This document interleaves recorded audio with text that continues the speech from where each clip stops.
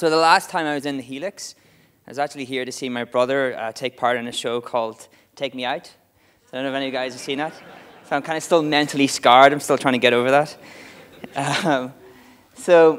My name is Kieran Flanagan. I'm the marketing director for HubSpot. So hands up who have heard of HubSpot before. Awesome. Hands up who know what HubSpot actually do. Actually, that's pretty good. Okay, so like very quick introduction. This presentation has very little to do with HubSpot. So HubSpot, we're a Boston-based company, set up our office here last year in January 2013. We're about 70 employees now. We'll probably double that this year. We have a full team. We're not just like a sales team. We're sales, marketing, engineering, support. We have a replication of the company in Cambridge, right here in Dublin. So this presentation, the interesting thing about HubSpot is they sell software. So traditionally how you sell software, you do cold call and you go to events, you do all those kind of things. But HubSpot are a brand who sells software who get around 30 to 35 million visits a month through their different web properties. So they're a company that people choose to engage with. They choose to read their content. We have over 10,000 customers. And this presentation is more about inbound marketing, so the type of things that HubSpot have done really well to actually grow their own brand. So this is me. You can tweet me at SearchBrad if anyone has any questions that I don't get to answer. Okay, it's going to start skipping. So this is what someone said about me when I presented in London. I don't know if that's a compliment. I talk really fast. I don't take crack, but I do like data. So the first place I'll start is our inbound marketing lifecycle methodology. So who here has been like reading about inbound marketing? Have you guys heard about inbound marketing? So like inbound marketing is becoming, this might start jumping behind me, so it's not me doing it. So inbound marketing is like a thing now. You know, you have people presenting at conferences, writing lots of content on inbound marketing. And where they really focus is they focus a lot of their time and efforts on talking about how inbound marketing is this thing where you put out content and then you suddenly get the entire internet to visit your site. And that's not really what inbound marketing is about, or it's not, you know, the full story about inbound marketing. You know, inbound marketing is really a life cycle methodology that helps you attract the right type of people into your site, and that's the really important part. It's the right type of people into your site who make great fit customers for your business. So it's how do I attract the right type of people into my site, who will in turn turn into leads at a higher rate because they're good fit customers for my business, they're the people I should be talking to. And then how do I turn them into delighters? How do I turn them into customers and promoters for my brand? So how do I actually delight my customers so they become promoters for my brand? So when I'm out there, when people are out there talking about us or talking about competitors, you know, our customers actually become our best sales team. So inbound marketing is a full life cycle methodology. This is taken from HubSpot's page. You see it below. So we have like different tools that are reference the cost of that funnel. So the reason this was really created, inbound marketing, back in 2006, when Brian and Dharmesh, the co-founders of HubSpot, actually coined the word inbound marketing, is because the way we buy goods and services has really changed dramatically over the last 10 years. You know, there's this thing called the internet. It turns out it's pretty successful. It's doing quite well. It's so annoying. So here's like a presentation tip. If you do your slides on a Mac and someone runs it on a window, that's what happens. They autoplay. So, so back in 2000, so the thing, we've changed dramatically in the way we purchase goods and services. So like we purchase from the net, we use Google, we use Facebook, we use LinkedIn, we use Pinterest, all of these different platforms to try to figure out what are good options and service, what are good solutions, good things that we can actually buy to solve problems we have. So most purchase decisions start with a need. You know, the way we buy goods and services has not really changed over the last 5 to 10 years. It's really the way we buy. The way we buy them is what's changed, not the reason we buy them. So we start with a need. We have a need. You know, we have a pain point. We have a challenge. We have a goal. And we want to try to figure out what are some options that can actually solve this for us. The difference today is the first place we go is Google to do some of that research. You know, we know that that 65% of Europeans start the purchase cycle online. So our audience are actually starting out in terms of trying to figure out what are good solutions for them. They're trying to figure this out online. And if you think about how that works, you even think about how, just simplify in terms of how Google works. You start off with a broad search on Google, and Google helps you refine your search over time. It actually gives you better options. It says, well, you're trying to figure this out. Here are some other things that are probably good options for you to solve. And it's how do you appear at the top of that selection process? How does your brand always be front and center when people are trying to make those decisions? We trust our networks. We really trust the people we connect with on LinkedIn. We really trust the people we connect with on Facebook. We trust the people we connect with across all of these different social networks. If you're a 10-year-old child, you trust your network on Snapchat if you're using that network. I still haven't figured it out. But this is an example from one of HubSpot's tools, Social Inbox, what I'll describe later. But we monitor Twitter in lots of different ways. So when someone actually reaches out with a question, our sales team are alerted straight away so they can jump into that conversation. So this is a slide that I show at most of my presentations. And it's a slide that marketers should feel empowered by, that 60% of the sales cycle is now complete. By the time a consumer actually picks up the phone to talk to your sales rep, that means marketing owns way more of the funnel than they used to. It means marketing should be empowered to sit down with the CFO, the VP of sales, the CEO, and talk about real revenue. Not talk about fluffy metrics. Like, how do they actually create real business impact? They own 60% of the funnel. They're educating their prospects, so by the time someone picks up the sales call, they can actually make sure they're having the right conversation with the right people.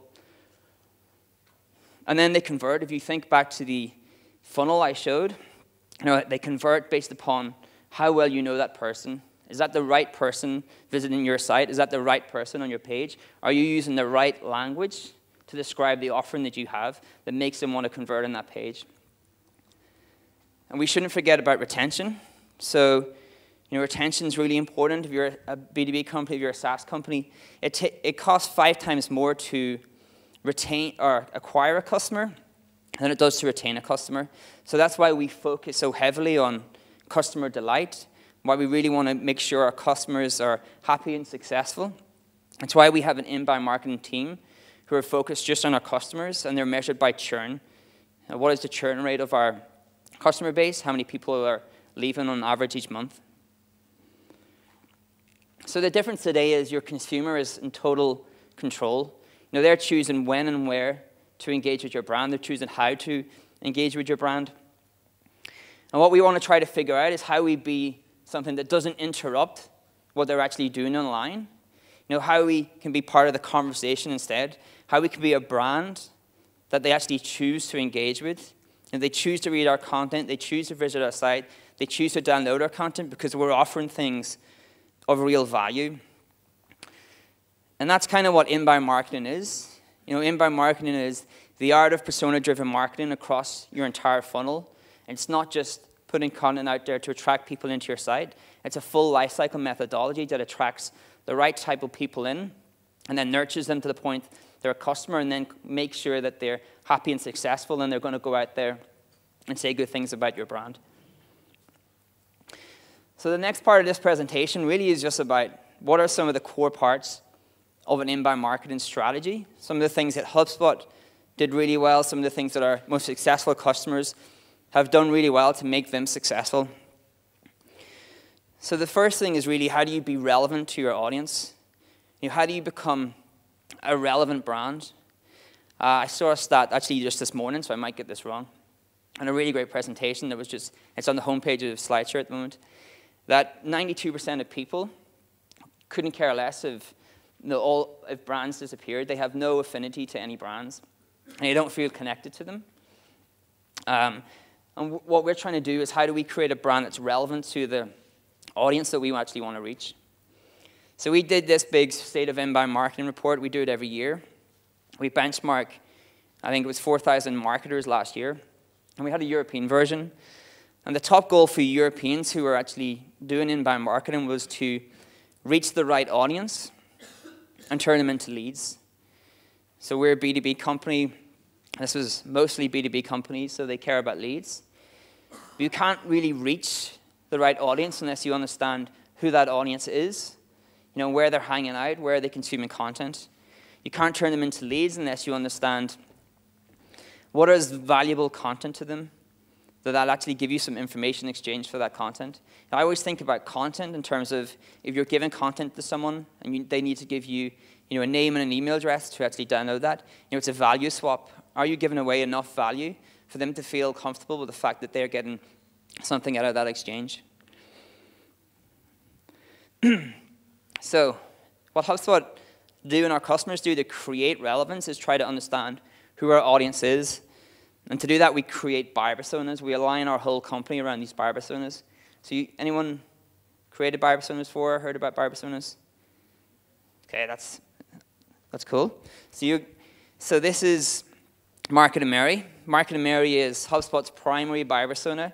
So if HubSpot are going to be $1 billion company, it's because we've made great software, we've made great tools that solve all of Market and Mary's pain points, challenges. So what a buyer persona is, it's really a fictional representation of a certain segment of your customer database.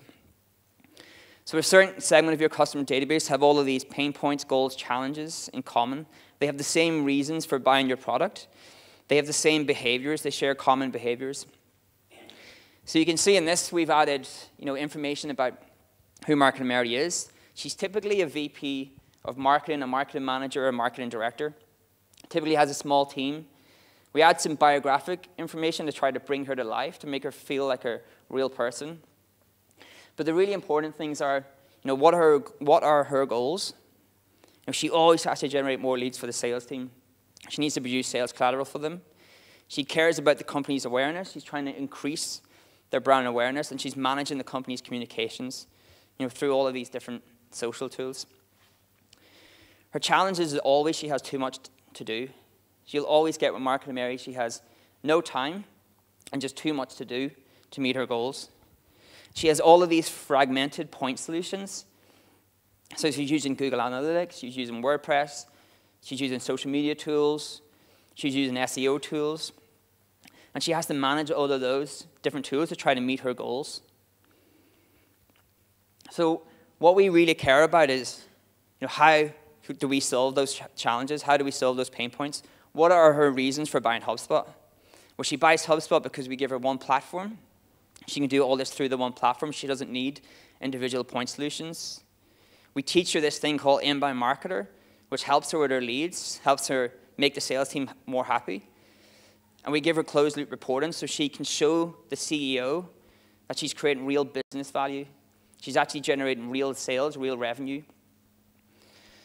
So we have all of this information. Marketing are armed with this information. Sales are armed with this information. So we can make sure the funnel for Market and Mary, from the point when she first reads a piece of content and she's attracted into our site, to the point when she lifts the phone to talk to a salesperson, to the point where she's a customer and she's talking to the services team about what goals she has and why she joined up to HubSpot. We can make sure that whole processes are aligned around her success. So buyer personas are a really important part of HubSpot's success. We have Market and Mary's team, Market and Mary's services team, Market and Mary's sales team. So to create your own buyer personas, I've kind of given a bit of an overview here, but buyer personas are near enough a whole day's workshop on their own. But if you want to create these things, the first thing is knowing what questions to ask. You need to know what questions you need to understand or answer accurately about the people you're trying to market to or sell to, so you have a clear picture of who they are. So for example, we're a B2B company. And this is an example of some of the questions we ask ourselves to know if we understand our audience accurately. And we want to know what role she has. We want to know what industry she's in, what company size she's in. I've talked about goals and challenges. One of the really important things is watering holes. Where does she go to get her information?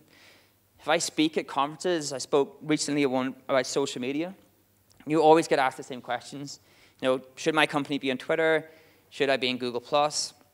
Should I be in LinkedIn? Like all of these different Vine, all of these different social platforms. it doesn't really matter what you think. It only matters where your audience are. Where are they consuming content? Where should you be? So if you can answer these questions about your audience, you're really 99%, you're ahead of 99% of the competition because so few companies are still doing this. And it's really going to help align your whole marketing and sales process around who the customer is. So you know what questions to ask. You try to figure that out. You sat down with the marketing and sales team. You've gone through, what questions do we need to understand to know that we have a good understanding of who our customer is. The next thing you want to know is where to get this information from. So there's a bunch of places you can get information from on your customers or the customers you're trying to reach. So everyone will have a customer database or a lead database or a prospect database. You can simply just survey them. So you could take these questions, put them into a survey and use a tool like SurveyMonkey, or there's a bunch of different survey tools, and actually just ask them and aggregate that data really quickly. That's a really simple way to get back information on your audience in a very short amount of time. This doesn't need to just be aggregated data from surveys. You can do phone calls, you can jump on, go to a meeting, figure out how you can get real-world information about the people you're trying to market to, and you can feed that back in to create a buyer persona for your company. In HubSpot, we have this thing called social inbox, so we hear a lot about big data today. As digital marketers, we're completely spoiled by the amount of data we have, but it's how we use that data to create something actionable. And it's no point having loads and loads of data if we can't action on it.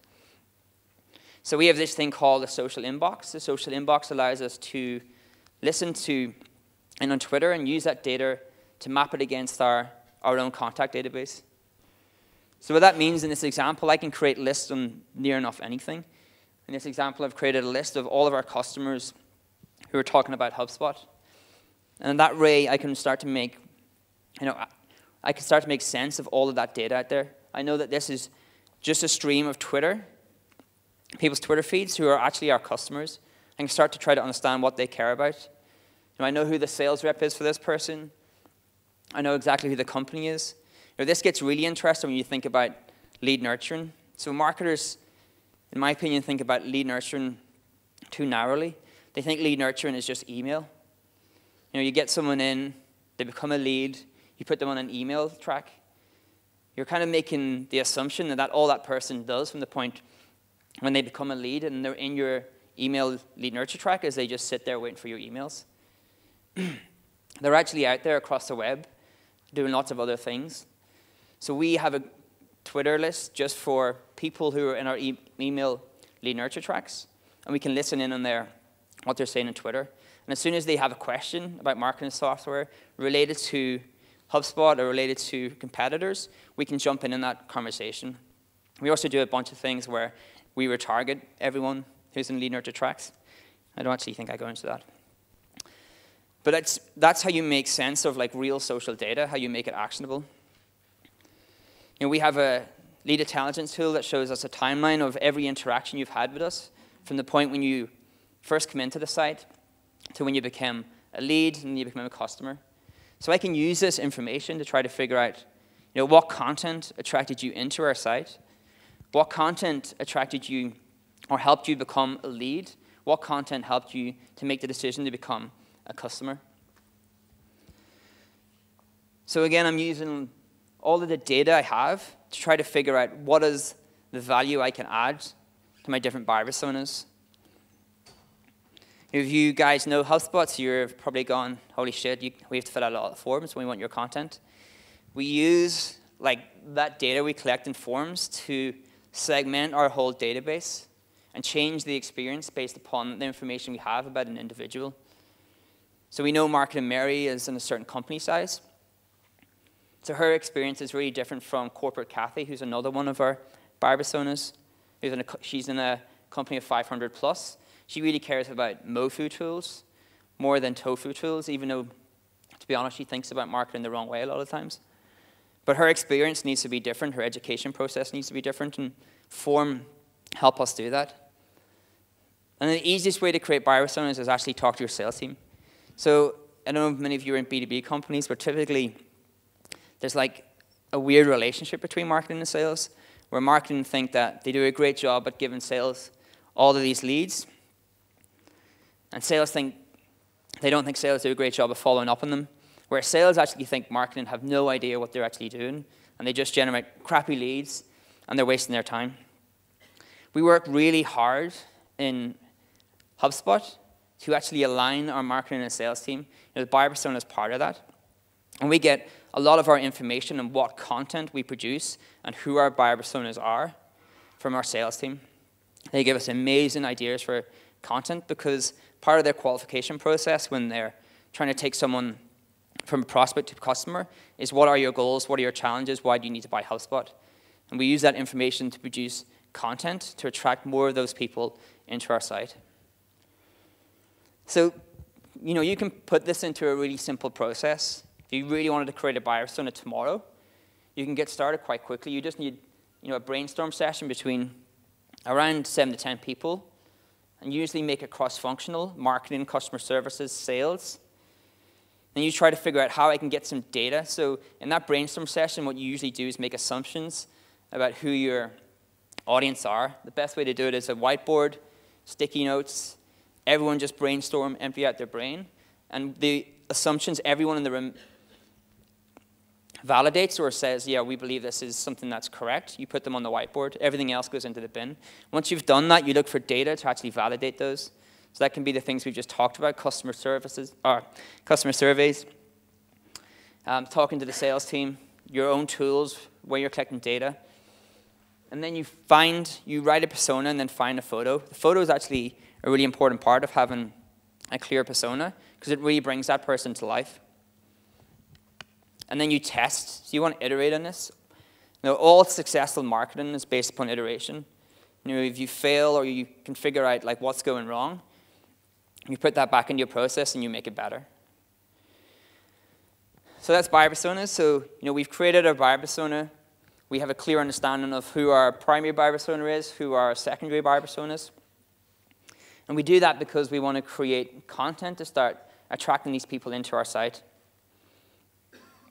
So this is a quote from Marcus Sheridan.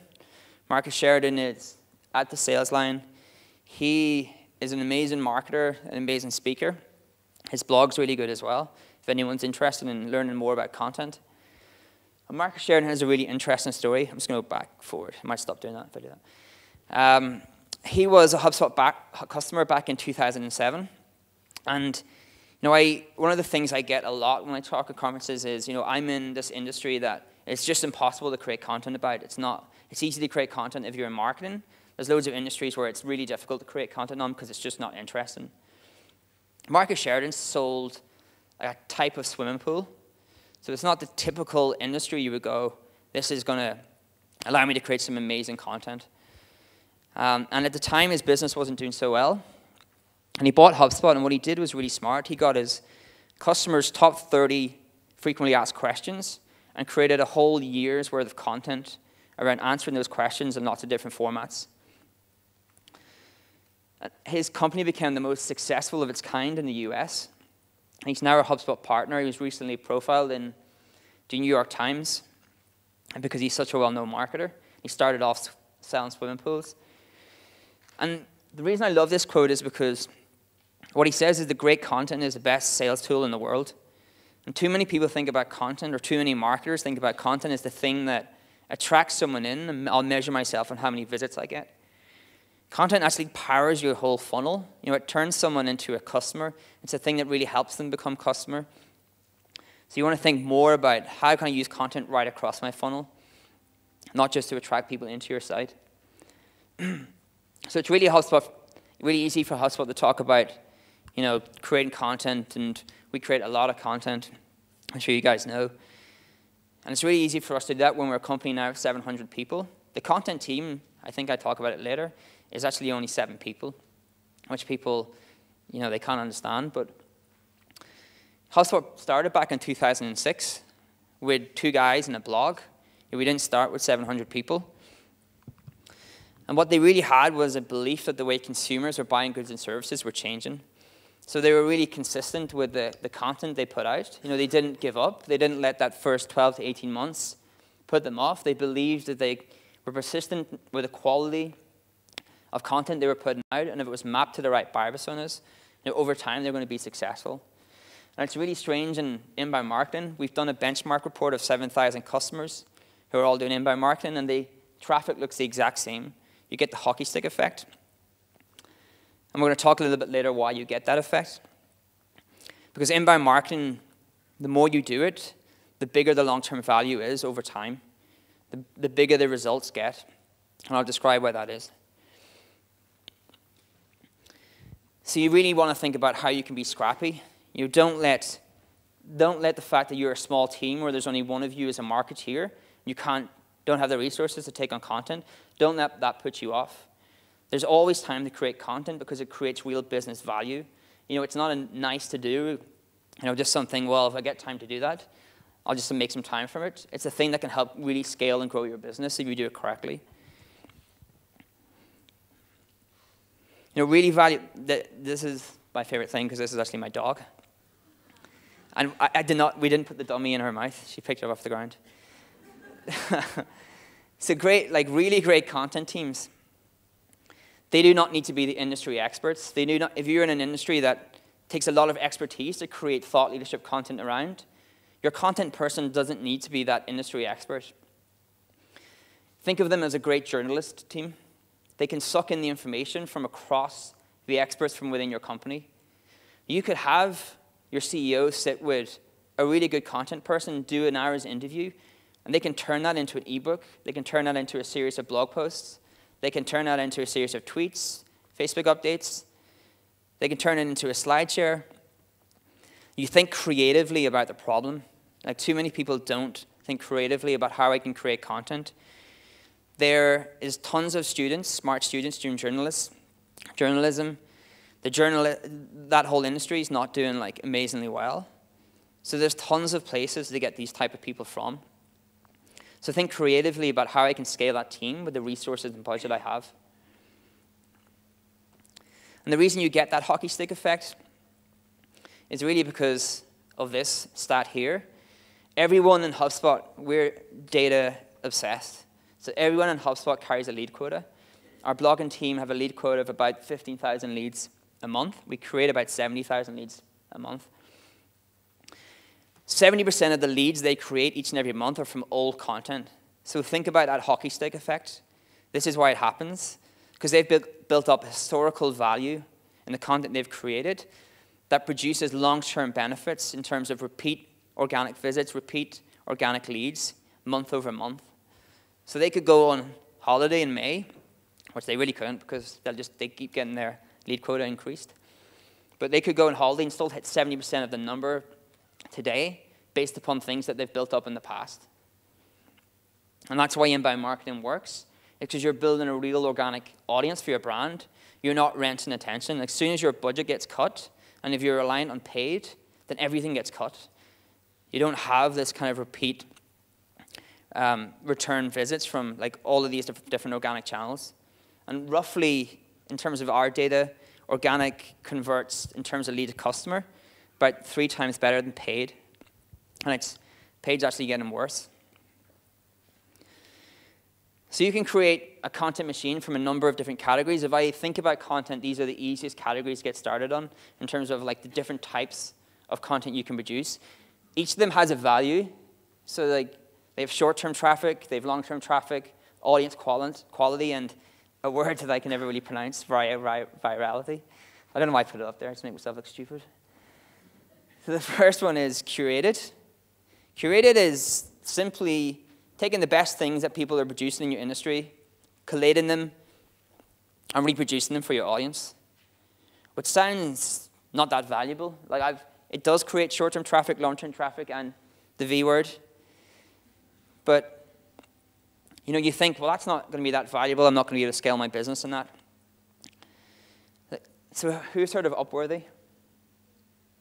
So Upworthy, the fastest growing media company of last year, doing about 8, 9, maybe more million visits now. What they do really well is they curate content from social media feeds They've got a clever way of writing headlines, so it gets tons and tons of traffic. I'm sure you've all seen the Upworthy headlines. Everyone's trying to reproduce them. It's getting really annoying. But they rewrite them for Facebook and get tons of traffic. Now, this was working really well until Facebook purposely changed their newsfeed recently, which means you get infinitely less visibility organically on Facebook now because of Upworthy. But that's how powerful curated content can be if you do it right. It can really help you scale your brand. Thought leadership is good for short-term traffic. Audience quality, that should be long-term traffic. It should be long-term traffic, audience quality, and virality. Thought leadership is how do you skew a market in your favor? How do you actually start to produce real thought leadership content to make the people you're trying to reach think the same way as you? If you think about HubSpot in 2006, it's a really great time to talk about inbound marketing, why you should be doing these organic things, because we were in the middle of a recession or coming into a recession. And HubSpot have fanatical fans who believe in the same thing because they've seen the same results now.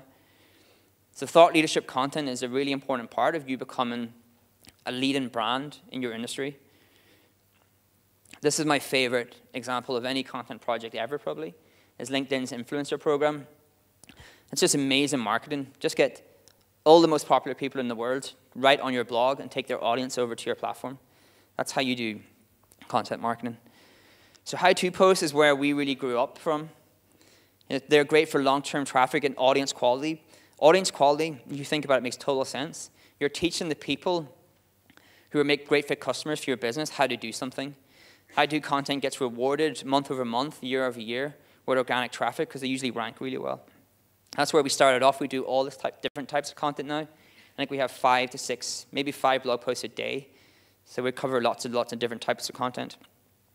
But the trend for how-to is just going to keep increasing. People want to learn how to do things themselves online. So if you can teach them, you're going to benefit from that. Newsjacking is really how do I be the first person to write about a popular story in my industry. So a great example for us is whenever Facebook screws over everyone by changing their platform. We're one of the first people to write an ebook on how this affects marketers. We're the first one to write a template or create a template of the things you should do now. And we get in there before journalists, analysts, and then we're the content that they actually reference. So it's really good for short-term traffic. If you think about newsjacking, it has like a short lifespan. And then lists. So everyone will go, anyone who is really into content marketing goes, lists just cannot work anymore. They still do. You think about lists. People still love to figure out 5 ways to do something, even kill Justin Bieber. As humans, we're programmed to go, I get 6 things from this. I'm going to read this, and I'm going to get 6 things. Now, that makes me happy. I know exactly what I'm going to get. BuzzFeed are a great example of this. They're still growing really fast, and all they're doing is huge amounts of different types of lists. So definitely make lists still part of your content types. Don't overdo it, but they still do work. I've recently started looking through some of our most popular posts over the last 2 years, and ones featuring numbers in the title appear in the top 20 a lot. So you have all of this content, you have buyer personas. Don't forget to map it across your entire funnel. There's no point having tons of content at the top of the funnel and attracting all of these people in if you don't have the right content for them to read then. Always think about your next action. I interviewed 30-odd people last year for a content role. Hardly any of them, when I asked them, when you create this piece of content, what's the next action you want that person to take? Near enough, no one thought about that. That's what you need to think about is what is the next action someone should take after they read or consume this piece of content? Do I have the right content to actually give them? I want this person to move all the way down my funnel to become a customer. I don't want them to just visit my site. Okay, how are we doing? Okay, get through this pretty fast. So you have buyer personas, you have your content machine. We want to then use context, and that's where I talked about personalizing your funnel. We want to use context to make the experience totally personal to them.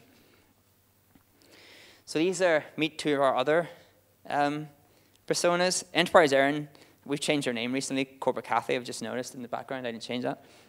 She's the same face. We just call her Corporate Kathy. So Corporate Kathy is in a company of 500 plus. So I talked about it earlier on, that she really cares about different things from Marketing Mary. She has different goals, challenges.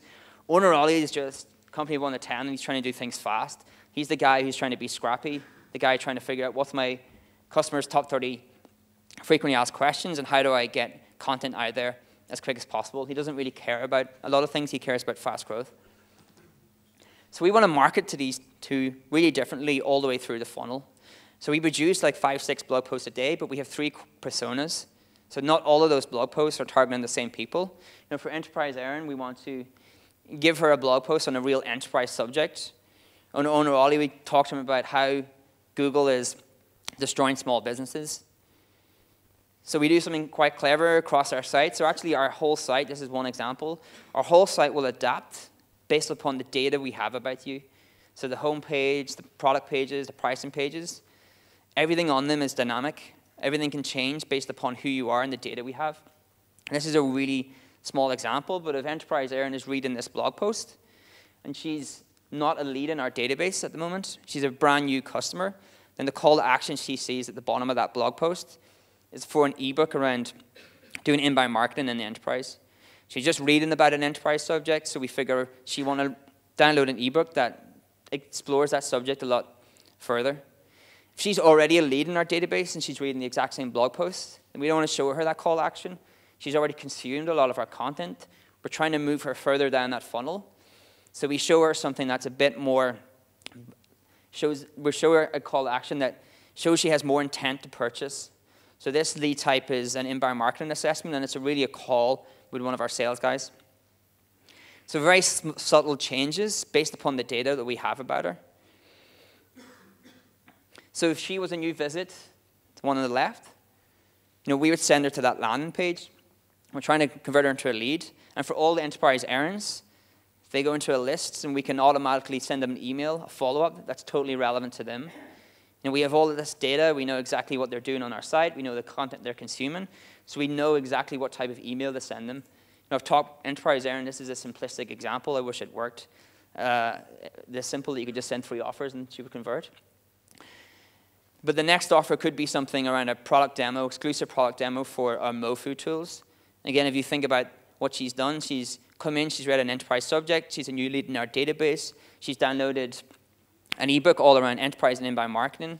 Then she gets a follow-up email that say, well, we see you like this kind of content. Would you like to see this demo of what we can do in terms of marketing automation, lead scoring, all of these different things that we know she'd be interested in. The sales guy will get an alert with all of this information into his email box. So marketing have done their 60%, and we hand it over to sales to do the rest, the 40%. But the sales guys armed with tons of information to make sure that that 40% of that sales call, that first sales call, goes really well. He understands who she is, what her goals are, what her challenges. He has the buyer persona. He has all the information she's done on our site. So we know he's going to have a really great sales call. And then we think about delighting our customers. So the site will change if you're a HubSpot customer. If Enterprise Erin is a customer, there's no point us trying to reconvert her. We might show her a call to action for our inbound customer.